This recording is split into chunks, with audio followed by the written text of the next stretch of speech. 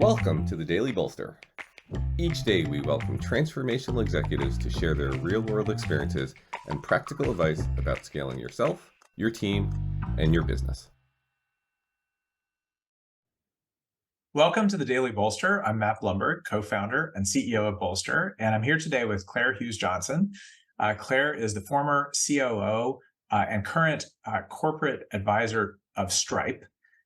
She's a former Google executive. I forgot to mention that in our last one. And she is author of the book, Scaling People, Tactics for Management and Company, which is absolutely my Management and Company Building. Management and Company Building, sorry. Which is my new favorite book on management, and is absolutely a must read if you are a manager. So Claire, good to see you. Good to see you. I appreciate you having me. Yeah, so I loved your book. I would love to ask you just a handful of questions that I sort of jotted down as I was reading it. And the first one is, you worked at Google and Stripe. And Google was big when you got there, and a lot bigger when you left. Yeah, it went from about 1,800 people to 60,000. Well, I think 1,800 counts as big. It was the biggest place I'd ever. It was the biggest place I'd ever worked. Oh yeah, for sure. And Stripe, you were there earlier, yes. But you were certainly there for hypergrowth. Yeah. And a lot of the tactics in your book are very like disciplined operator tactics. And a lot of our audience at Bolster, although we certainly do work with early public companies and series, DEF, we also work with a lot of earlier stage founders, sort of seed and A and B. And I guess my question for you is, did you find in your journey at Stripe that there was the same level of like applicability of a lot of the tactics that you talk about in the book? Are more of them, I could imagine being a pre-seed founder reading your book and just being overwhelmed, like, wow, it's too much process, it's too much this. Yeah. Like, how do you sort of think about the founder journey and the scaling journey and being a disciplined operator? Yeah, there's a section at the end of the very long hiring chapter where I say, it's now occurring to me as I write this, that someone has read this whole chapter and thought, is this woman insane? Because how are you going to possibly do all this? And then I say, but actually your talent is your most important asset, at least in most of the businesses you and I work with. And yes, you should. But you're absolutely right, Matt. You don't start heavy. Like you can't start heavy. It doesn't make sense. I would say that the book is not for the 0 to 0.5 or the 0 to 1 stage, because really you're working on your existence. Right. Product market fit. You're just building sort of the product. You're not yet building the business. So the book is definitely should not be applied in those early days where you're not setting goals for 6 months or 12 months. You're saying in the next month, what are we trying to accomplish to figure out if we can exist? So let's say you've graduated, you've got traction, people are willing, hopefully, to pay you even for your product. And then you've got to sort of turn around and build a business. And that's where the book starts to apply. But to your point, I don't think, I've talked to some founders who are like, should I institute QBRs now, quarterly business reviews? And I'm like, well, who's coming to that meeting? Like if you don't have enough of a structure, like for Stripe, we didn't institute anything like that until we were multi-product, leadership teams for multiple parts of the business. The executive team wasn't in everything anymore, right? So use your first principles, use your intuition. I'm not going to bring in something heavy. I do argue that, and I still will argue to this day, that a lightweight process is your friend. So the lightest possible version of some of these things is your friend, because humans like to be organized. And so I do think some amount of a little bit of a light version, like let's just set some goals, because you're starting to build a muscle of let's do a little bit of planning. Do we need to plan for 5 years? No. Do we need to do a business review process with a big deck? No. But let's maybe it's every quarter, every 6 months, once a year, sit down, think about what's most important, write it down, share it with each other. So think about the lightest weight version. The other thing that I talk about in the hiring chapter, but is true, and I also in my operating structure chapter, is you're looking for replicable processes. And what was really powerful with Google's OKRs was not everyone's like, our OKRs magical. And I'm like, no, they're just an objective and a key result from Andy Grove, and they're a good way to write a goal. That's all an OKR is. But what was magical for OKRs at Google was that they used it as an organizing structure from fairly early on through pretty big scale, because everybody participated. So the company had OKRs, the executives had OKRs, they rolled down through teams and through individuals through the whole company.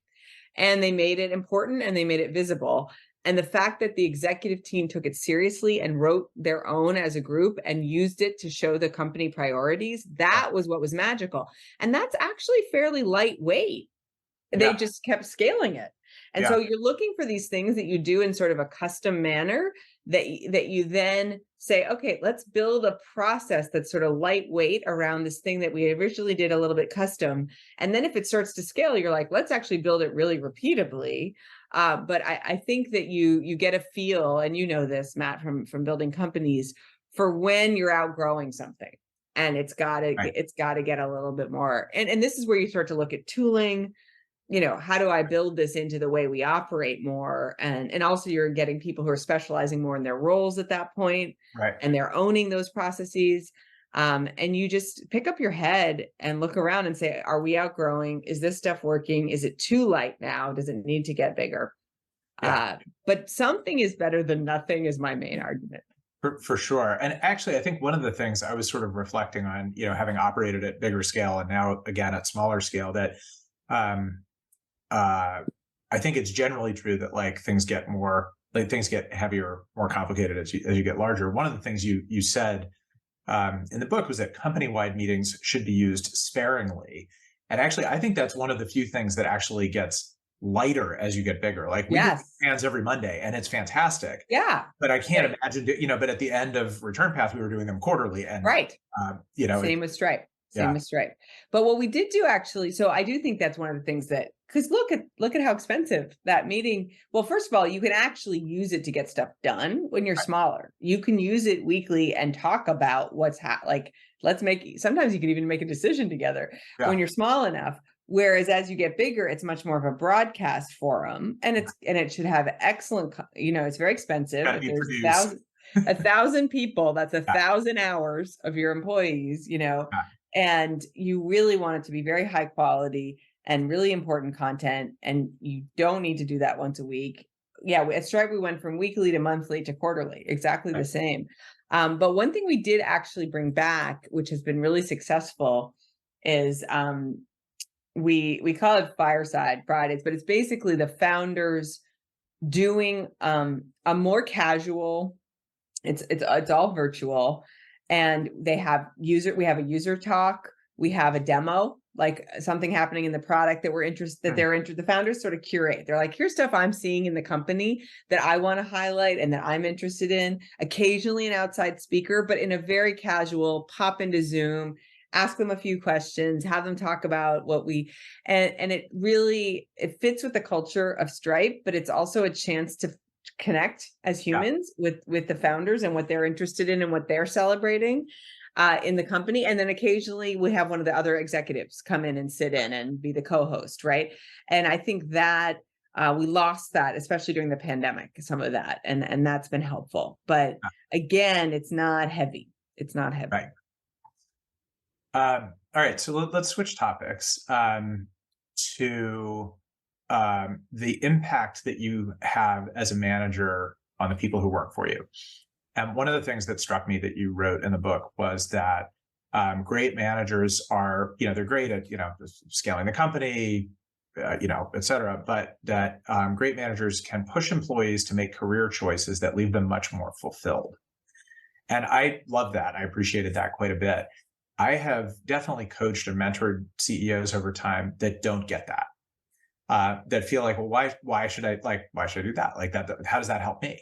What if that's counseling them out of the organization?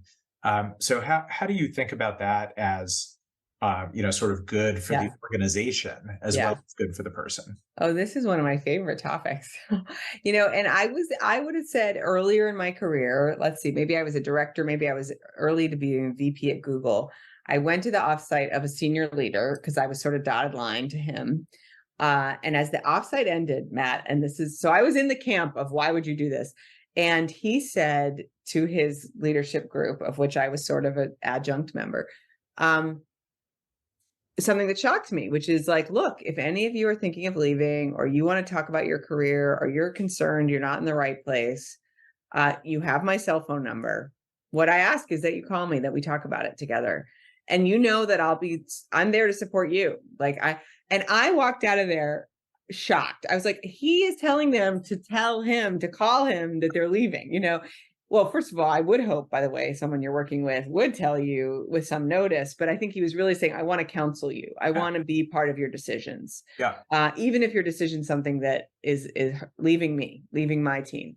And I've come around and people, by the way, who worked for this guy were always extremely connected to him, very loyal, really loved him and followed him. And when he left Google, a few of them followed him too. And I'm not surprised because they felt really cared for.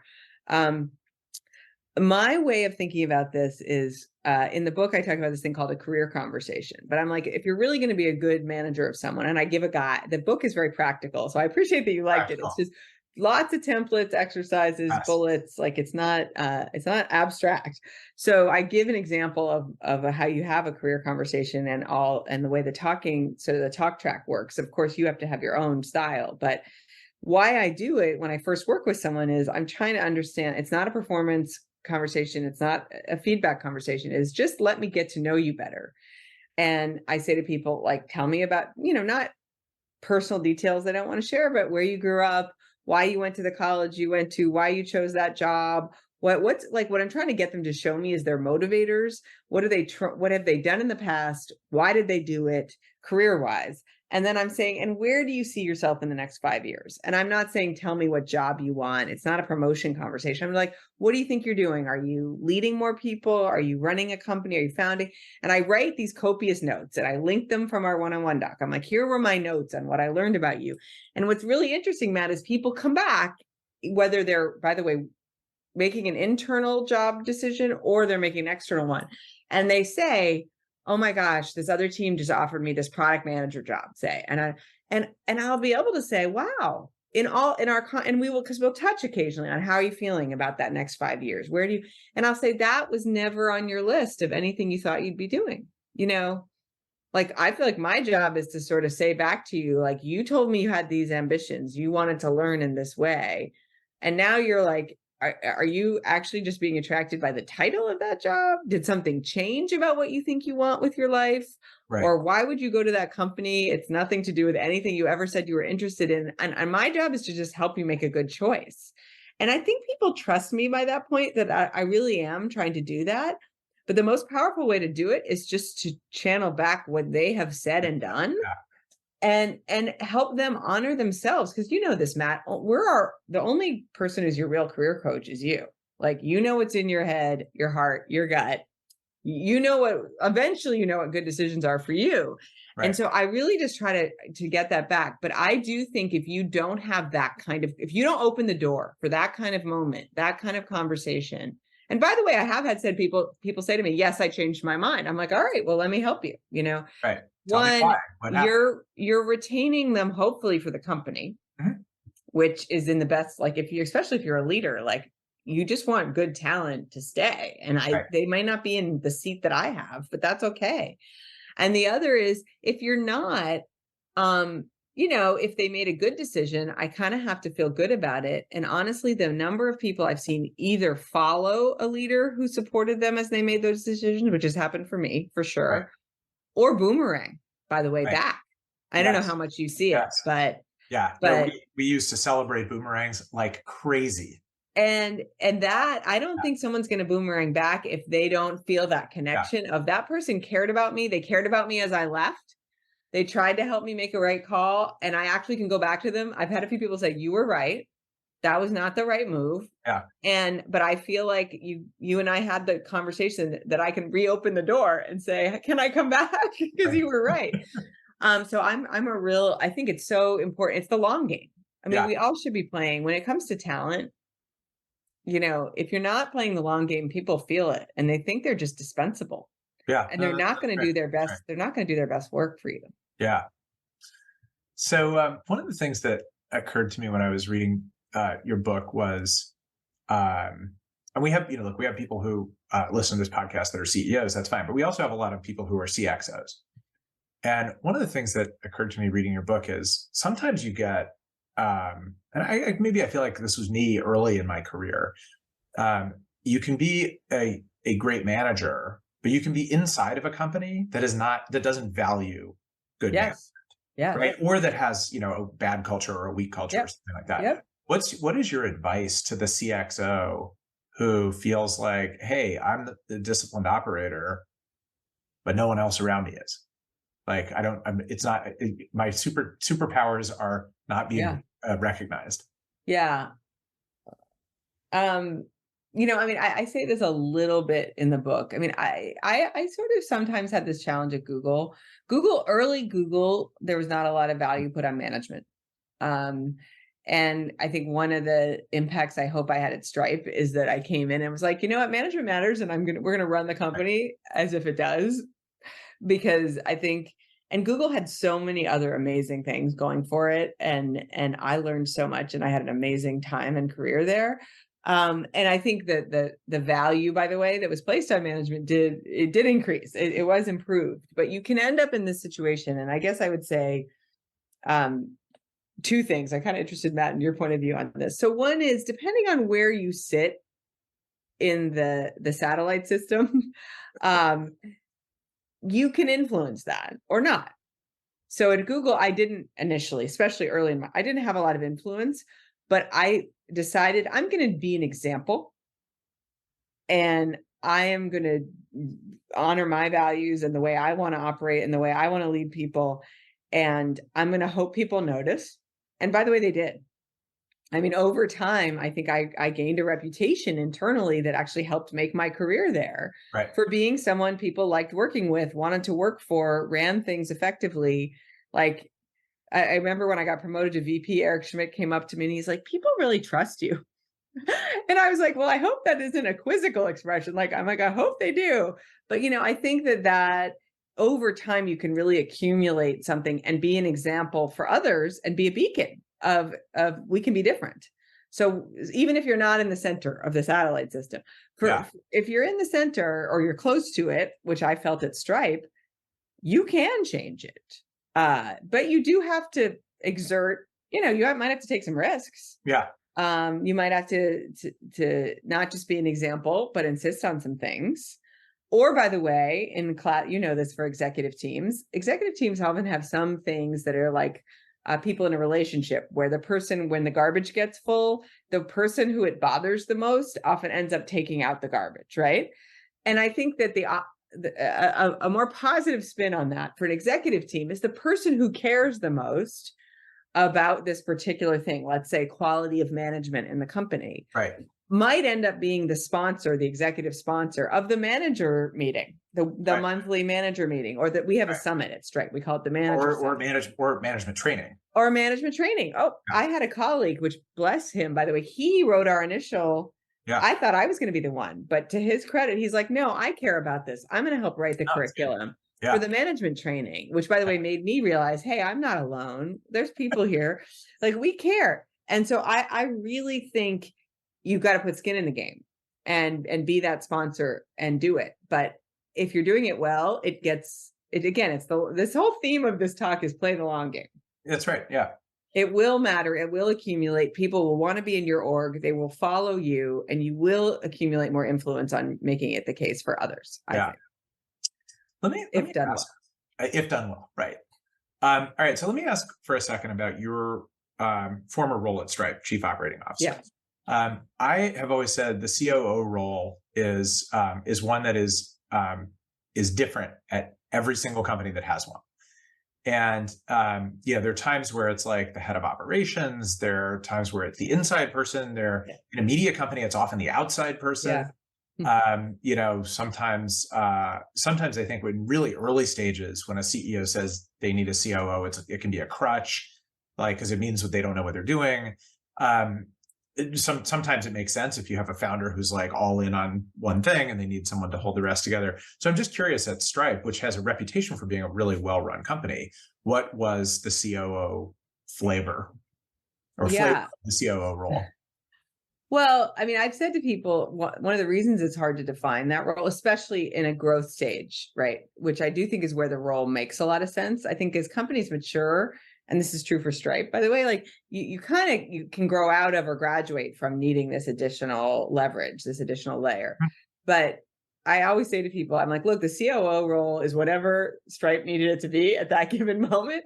So it would be hard for me to even say to you now. I was like, it changed a lot while I was there. But what I came in, there's a marriage for me in the role that happened which I, by the way, really valued in the founders, which is they really took the time to get to know me. Where could I have the most impact? Where did I have the passion and the experience? And in some cases, the experience, by the way, in some places, the passion, and like, where could I have an impact? And the role was built on a sort of an inside-outside axis that I think is a one that's more natural than people realize, which is go to market. So all customer facing and support, by the way. So support, account management, sales, eventually technical, sales, all of those functions, operational functions, but really anything customer facing, anything except for our BD team, but everything else. And then all the org and employee stuff, right? So recruiting, HR, eventually workplace. And those were the two anchors. And I think if you think about it, like recruiting is really sales. HR is kind of a form of account management or customer success. Like a lot of what makes those things excellent is being customer focused. The customer is either an inside or an external. So those were anchors of the role. I also had a team called BizOps that was sort of our internal Swiss Army knife that helped me scale this company team. And we ran company planning at one. We didn't have a CFO at one point. I ran some processes for running the company around planning and goals and such. And then at various times, I also took a turn with our risk org or with some other functions when I was needed to step in and help. But that was the way it was defined for us. But I think fundamentally, it was also a role that was a complement to the founders and where they were spending their time. And then also in the executive team, I think you kind of wear two hats as COO. One is as a colleague, you are a member of the executive team, and I just happen to represent multiple functions. And I would sometimes say, hey, with my, head of people hat on, here's what I think is going on. And then sometimes my role was to be an observer of the whole system. And that's where you're partnering with the CEO, the founder. At Stripe, we have two, but I would be the person who'd say, well, you don't have a lot of people seeing everything you're seeing, and I'm seeing most of it. Here's what I think we need to do. Like, it's like an advisor, but it's also a truth teller. It's someone who's a sounding board. It's someone who is also, I think some COOs are fixers a little bit, but like, hey, I think this thing is not executing well. What are we going to do about it? Right. And what is nice, what's hard about that title is it's not well defined, but what's nice about it is people understand when the COO shows up and says, hey, can we talk about the execution on this thing? Like, can I help you? Like, and they're generally okay with it, which I appreciated because I wanted to be able to move everything faster for the business. Yeah. No, that's a great description. I think the phrase that is really sticking with me out of everything you just said was, the job was what the company needed when the company needed it. Yeah. So, all right, let me end by asking you maybe 3 or 4 really practical, tactical questions. Okay. Which is the theme of your book, right? Yes. Tactics for company building. So, one of the things that you talk about, which I agree with 1,000%, is the power of offsites, no matter what your team is, right? And one of the things that you talk about is that offsites are a place where you can sort of practice common vocabulary or learn common vocabulary. So in my experience, sort of the two places that common vocabulary tend to come in the most are either instruments, like people instruments, DISC, Myers-Briggs, Thomas, Lyman, etc., or books, or articles or podcasts. So just like frameworks, basically, that you frameworks, get out of it. Yeah. So just top of mind, like what are a couple of your favorite instruments, books, frameworks that that you find when you're at an offsite with your team, like, hey, let's pull out our old friend, the hedgehog or whatever. The hedgehog framework. So I think I do really believe, I don't think that any work style, I call them assessment, like DISC or Myers-Briggs or whatever, is perfect. Right. But I think what is helpful is it gives some common vocabulary on self-awareness and on team awareness. So you can map and you can say, oh my gosh, look, this many of us tend to be extroverts. This many tend to be introverts. This many tend to orient toward the task. This many toward people. And there's a framework that I like called Insights Discovery, if you Googled it. And it's built off of it's sort of riffed off of some of the ones you've seen with a little more Jungian background.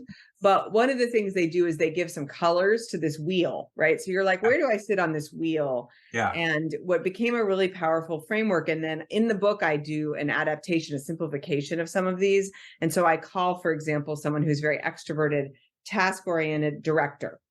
And what Insights Discovery calls that red.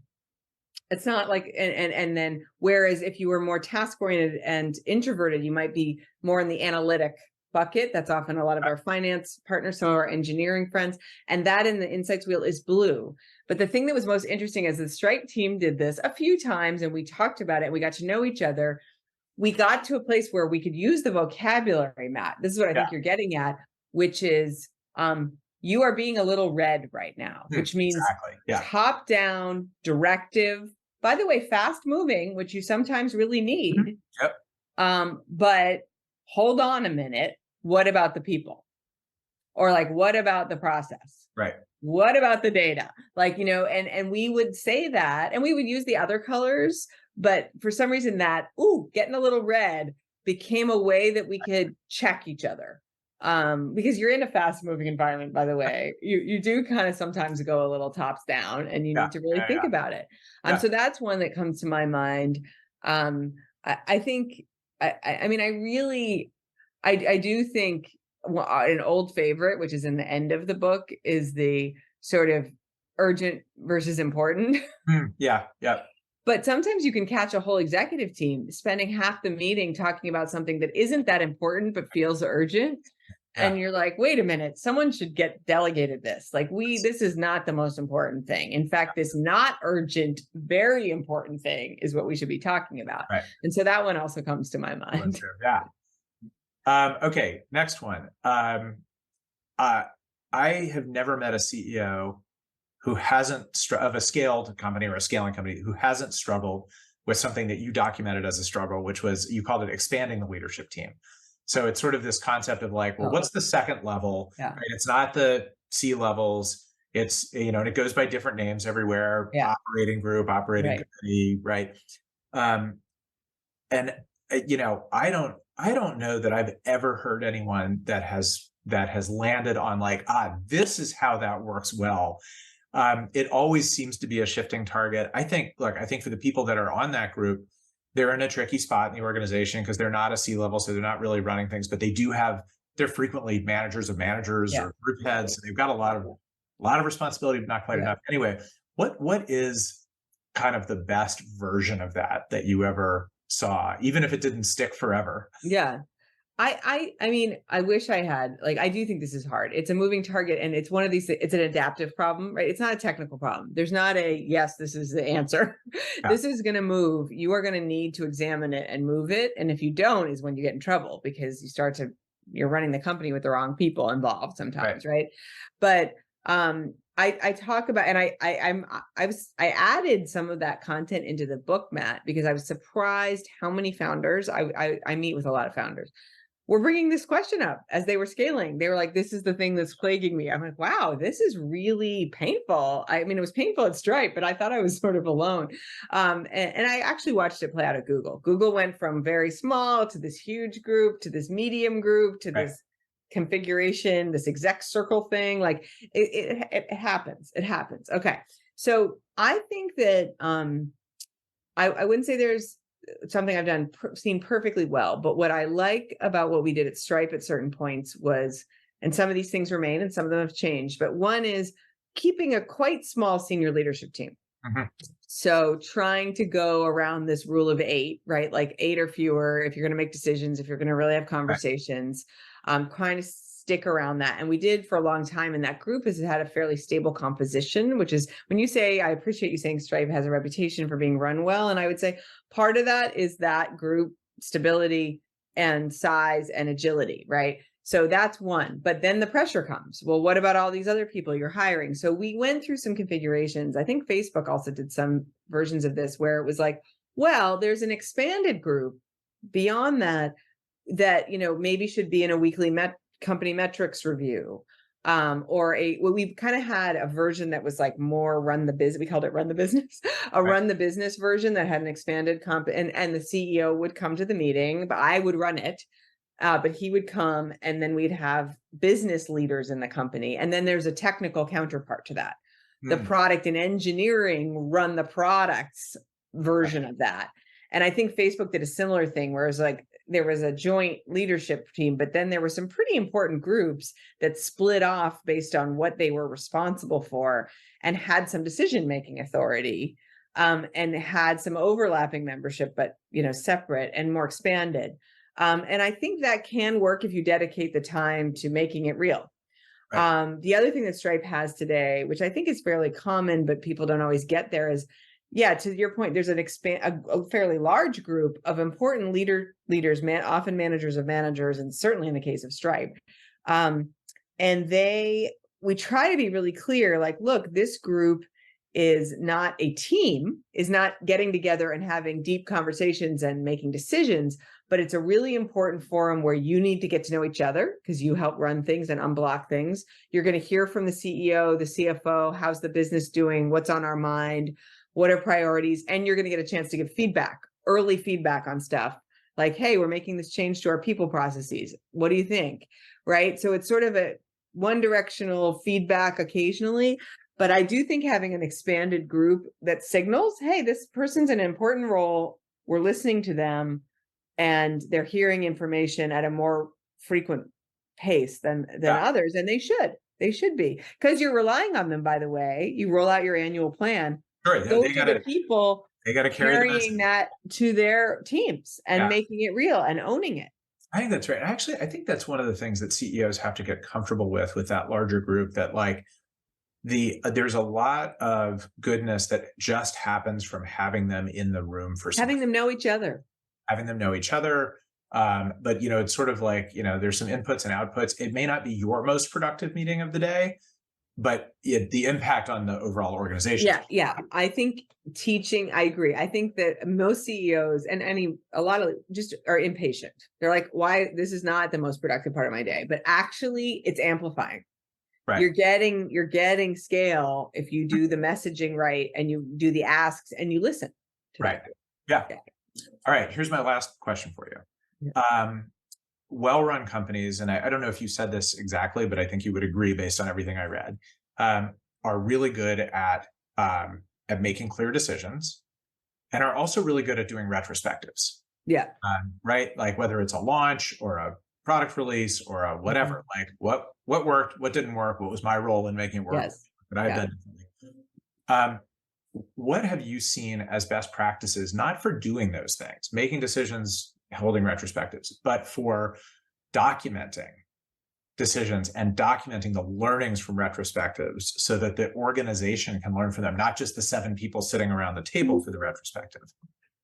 Yeah, I mean, this is, you're ending on sort of one of my pain points, Matt, where I'm like, this is so hard to solve, this documenting. Where's the source of truth, right? This is where I've actually talked to some companies. I'm like, sort of internal communications and internal tooling, this is one of the pain points out there. I have played around with things like decision logs, meaning like a team where we sort of write our most important decisions, and then we actually, why was it made, who was there when we made it, and then we go back and edit. Stripe, that didn't really work, so I did that at Google a little bit. One thing that has worked at Stripe that I think is when we publish something like, here's our top priorities for the next 6 months or for the next year, the strategy, we revisit it on a cadence, let's say of 6 months. So say we publish the plan for this year, which we did, and then we're looking at it 6 months in, and we actually do the markup. So, and the markup of, okay, we said these were the most important things, which are still, why is that still true? What has changed? What have we learned? And so there's a really nice, so you can't do this with this many documents internally, right. But if you have some touchstones for the year, and instead of saying, oh, and then we sneakily edited it and republished it, which is like not great because it's not, I mean, Stripe's very transparent culture, like that wouldn't, but we actually went back, did a combination of decision and retro, and said, after we published this, what did we decide that was actually different than this? And we show it. What did we learn? And what did it make us change? And that was really well received. Right. And so I think picking a few touchstones that you keep a markup version and you're very clear about, because by the way, what's a sign of intelligence? That you can get new information and change your mind. And that happens with companies and plans. And so that's one thing that's worked, but this is a hard one because I do think, and the retrospectives, so many of those learnings get embedded in the humans involved, not in the actual collective memory of the company. Right. And I think the way, by the way, that they do get embedded is if they become part of the value system, which is like, we're always transparent when we change our mind, for example, or something, you know, I do think though, it's a challenge. There's so many good documents in Stripe where I'm like, you could read a lot of retros. I mean, they're all in the, but they're all there somewhere, right? You'd be trolling through quite a lot of shared docs. All right, well, let's wrap up. Claire, first of all, thank you so much for spending this time with me. I really appreciate it. And I know our audience will appreciate your wisdom. I feel like I could talk to you all day long about this. But well, I really appreciate you clearly are an aficionado of these topics. And I really appreciate that you actually did look closely at the book, and the chance to talk about some of the details. Yeah, no, I sure did. It's welcome. Thank you. Yeah. So thank you for being here. So Claire Hughes Johnson, author of Scaling People, Tactics for Management and Company Building. And if you don't currently own it, you need to go own it. Thank you. Thank you, Matt. It was such a pleasure. Thanks.